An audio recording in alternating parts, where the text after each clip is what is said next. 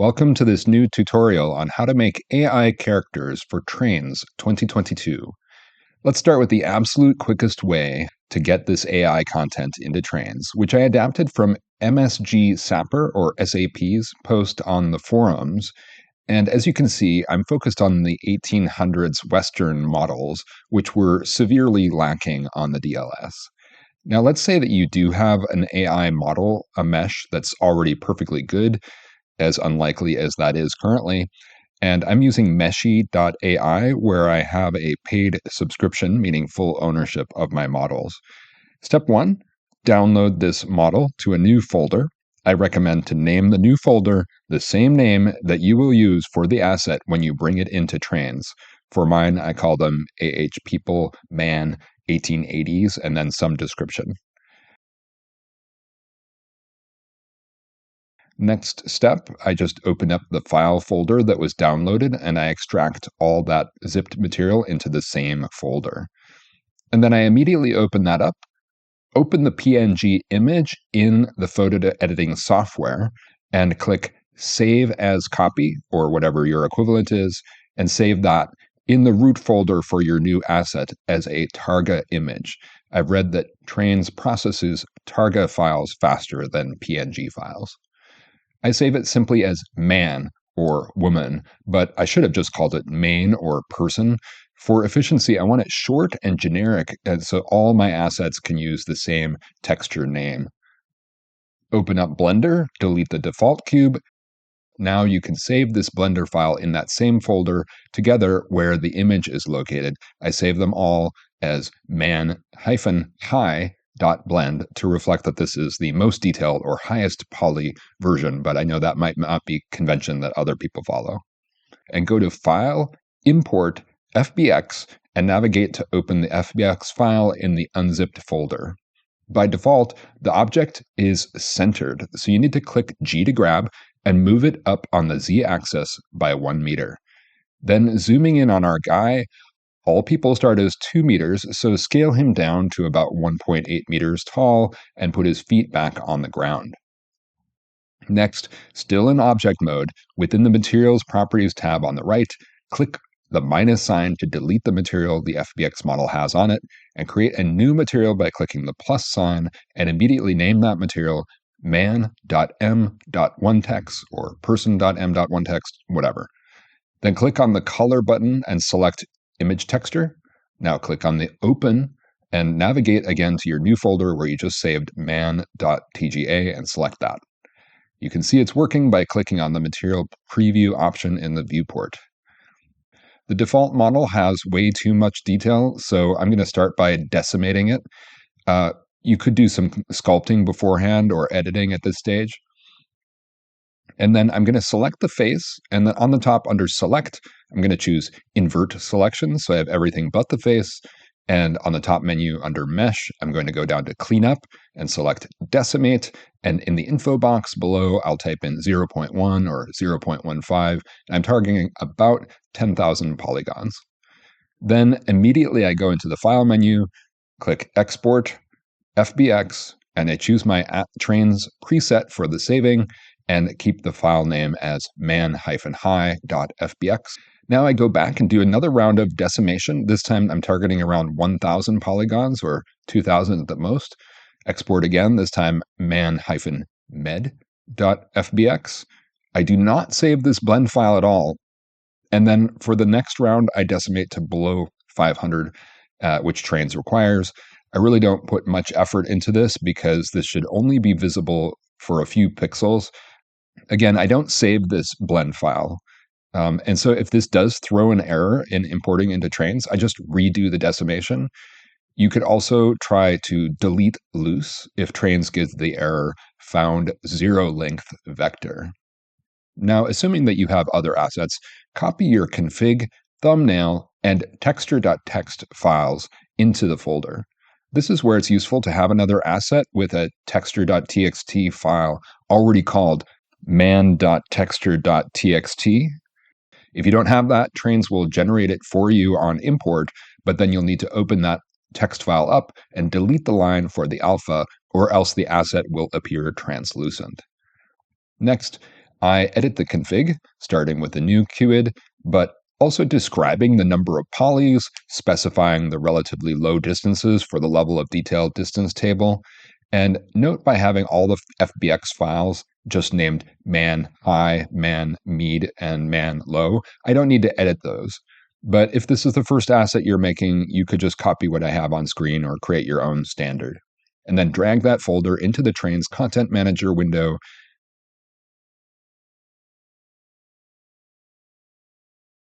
Preview the asset, and it looks fine. Okay, it's that easy, but the risk is that you just go on a spree of adding AI assets with no effort other than writing the prompt. Please don't do that because most things AI creates need at least a little cleanup. In general, for any unusual person, I get the best results by modeling the character in an AI photo generator like Stable Diffusion and then importing that into Meshy. Especially Meshy is rarely willing to actually produce a T pose.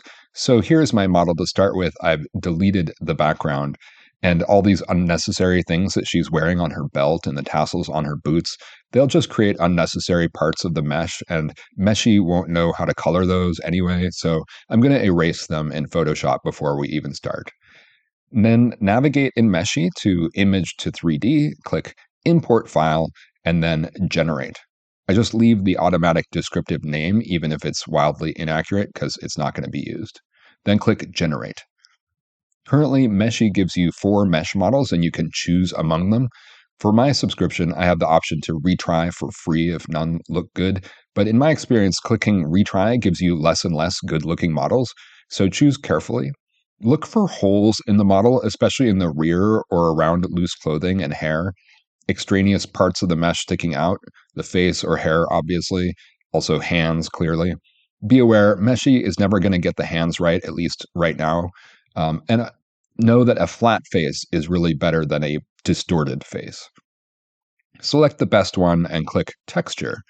Now, unless you want to retry the texturing, click Download and create a new folder, again using the naming convention for your assets that you will import into Trainz.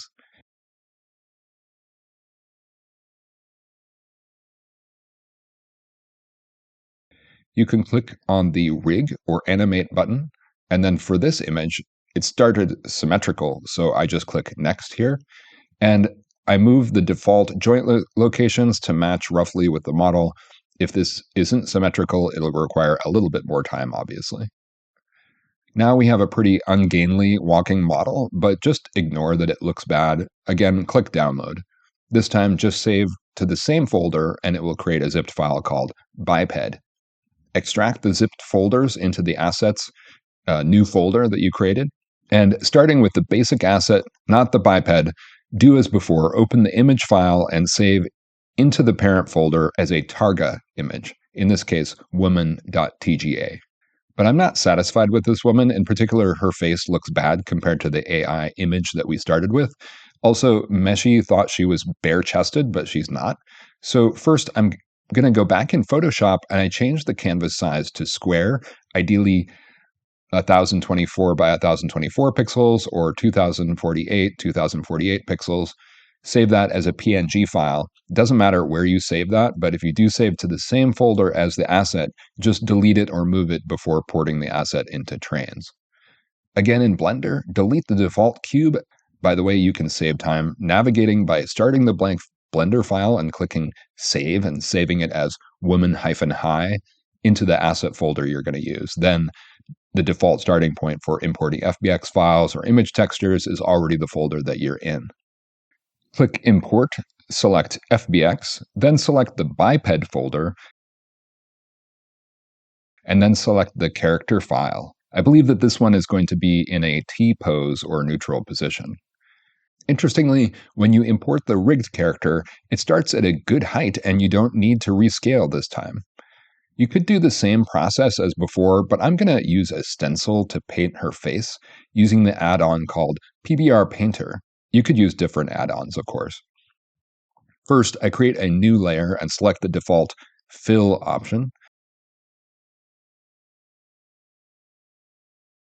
The layer has no properties, so to bring the image texture in, I click on this import button, and the image file from Meshy, that needs to have a name like something something albedo or something something diffuse in order for PBR Painter to know that it's importing that as a color layer.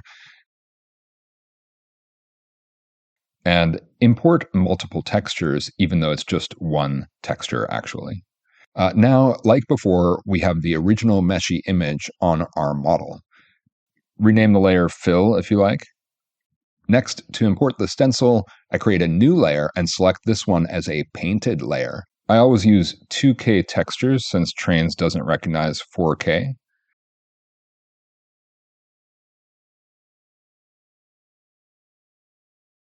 Then I navigate to the PBR Painter options and select Brush Texture. Click to open that and display Brush Texture options. Click New, select Stencil. Click Open to select the square PNG image that will be the stencil we just created. And then the stencil appears in the corner, and I can drag it, resize it to match the image to the mesh. It's best to get in close here. I'm going to set the original image as invisible so that the stencil will be the only thing showing for a while on the model. Here I paint from a distance and I zoom in to look at that. Unfortunately, if you just want to retouch this after having zoomed like this and rotated the model, you might never get back to your original zoom and orientation, so you might need to just erase and start again. But don't be afraid of that. And don't be afraid to rotate the stencil. It's easy to reset that.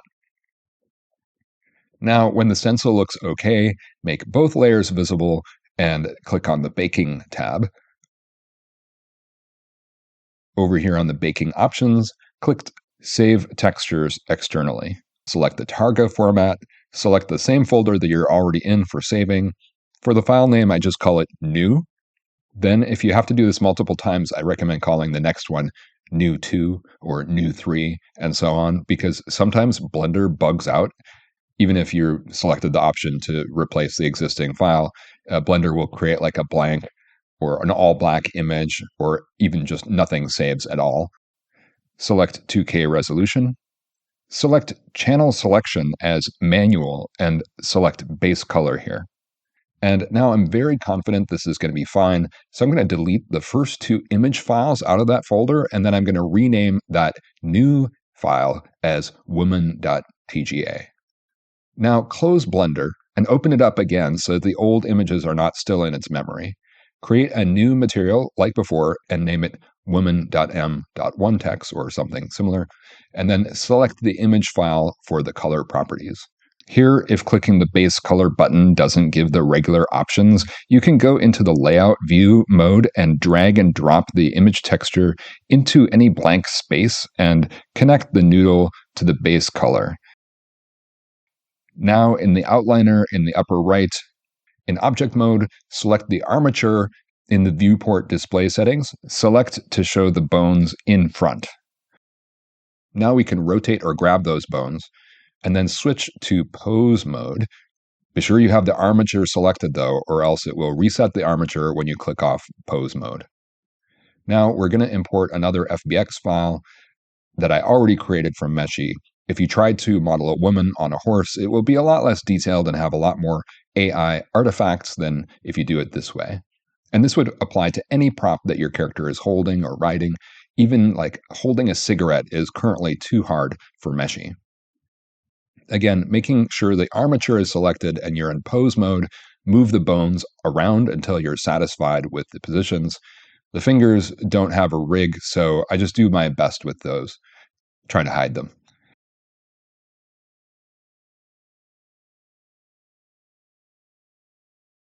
Now here's the key part. In object mode, click on the character object and click Alt-P to clear the parent using the option Clear and Keep Transformations. Also, still in object mode, next, navigate to the Modifiers tab and click Apply Modifier. Now, up in the navigation pane, just delete the armature and all that animation. Now I'm going to repeat the decimation process, but the triangle count will be a little higher this time with the horse and the woman. The horse FBX started out already decimated for the high level. Now I'm going to decimate the woman, and then for the medium one, I'll decimate the woman and the horse, and also I'll decimate both them again for the low file, what I'm calling the low file under my naming convention. For the woman-low.fbx, it may be tough to use decimate alone to get the combined models below 500. And so I'm going to brutally cut off the most detailed parts of the woman and the horse to quickly get below that, like the tail and the hair and things like that. I suggest that you take a bit more time yourself and do a better job than what I'm showing here, but I'm showing you the fast way in this case. Because there are going to be disconnected parts when you do this type of brutal cutting, you're going to have to go into the cleanup tab and select delete loose, or else Trainz will produce that error related to zero length vectors. I'm going to omit some steps here that we already covered in part 1, such as copying the config, the texture.txt file, the thumbnail, editing the config, and dragging and dropping into the content manager. Be sure to include the horse image and the horse.texture.txt file because we have 2 objects in this FBX file with 2 texture files. Okay, there we are. I think she looks pretty decent and much better than if I put no effort into this at all, or if I tried to make my own horse rider from scratch. So is this AI slop? Well, that's inherently subjective, but I think you have to start with what is my own skill level, and then what exists in the game already. And if there are plenty of models or human-made models, AI models of something in Trainz already, just look at their quality before you try to add any new content. For me, this was the level of the 1800s men and women that I found on the DLS when I started. So you can hopefully see that my Meshy creations are an improvement on that. But of course, they aren't perfect. Then you'll have to use the correct Trainz practices when you import your files. So what I mean by that is, number 1, name the file accurately and descriptively, not just person 1, person 2. And then in the description file, fully explain your asset creation process and details. State the number of polys, the number of LODs, specify that it was created in AI in case people are trying to screen for that, and please do include a thumbnail of the asset in-game. Next, use good AI practices. Don't just accept the first asset that you make in AI as the best that you could do, and don't just import all the AI assets that you create or a bunch of junk assets that you just think would be funny in Trainz, like Christmas ornaments or something. Keep the best of the best and aim for practical use for a wide variety of uses. Also, for AI characters with greater complexity, do rig them or model multiple separate meshes like I showed, just like with the horse and the rider. Don't import suboptimal models with multiple distorted elements.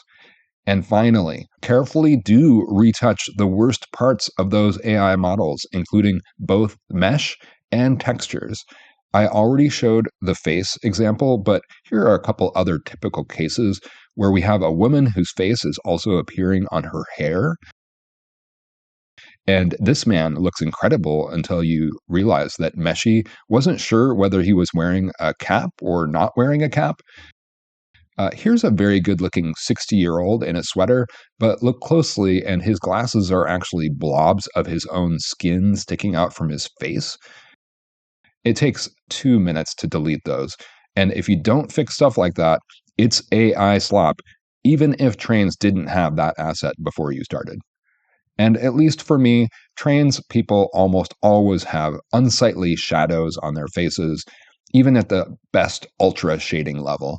I predict that will eventually be solved, though, so don't use that as an excuse for bad AI models.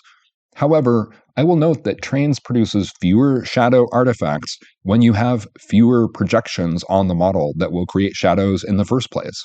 So err on the side of a smaller nose, a flatter face, less big hair, smaller hats or no hats, or just a cap with no brim. Unfortunately for me, all my characters have hats or big hair, so sometimes there isn't any way around it. I hope you enjoyed this tutorial, and I look forward to seeing your creations.